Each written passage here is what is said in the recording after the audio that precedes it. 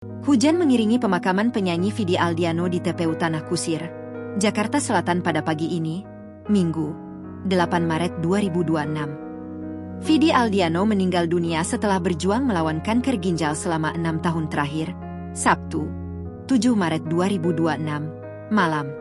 Dikutip dari tayangan YouTube Intense Investigasi, terlihat para pelayat telah memenuhi pusara Vidi Aldiano. Sebuah atap tenda telah dibangun untuk melindungi makam dari air hujan.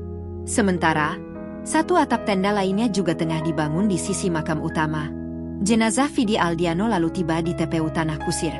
Sejumlah kerabat menggunakan payung mengiringi jenazah Vidi Aldiano. Sedangkan dikutip dari YouTube Cumi-Cumi, terlihat pula istri Vidi Aldiano, Sheila Dara berjalan di belakang keranda jenazah. Ia tampak mengenakan kerudung berwarna biru dan mengenakan masker. Sheila mengenakan pakaian hitam dipayungi oleh kerabat. Sebelumnya, ayah Vidi, Heri Aprianto Kisowo melalui unggahan di Instagram pribadinya V8 Harikis turut mengabarkan bahwa pelantun lagu, Status Palsu, itu meninggal tepat di 17 Ramadan. Sebelum dimakamkan di TPU Tanah Kusir, jenazah Vidi Aldiano akan disalatkan terlebih dahulu di masjid dekat rumah duka. Kemudian, jenazah diberangkat dari masjid ke TPU Tanah Kusir sekitar pukul 9 waktu Indonesia Barat. Vidi Aldiano diketahui mengidap sakit kanker ginjal.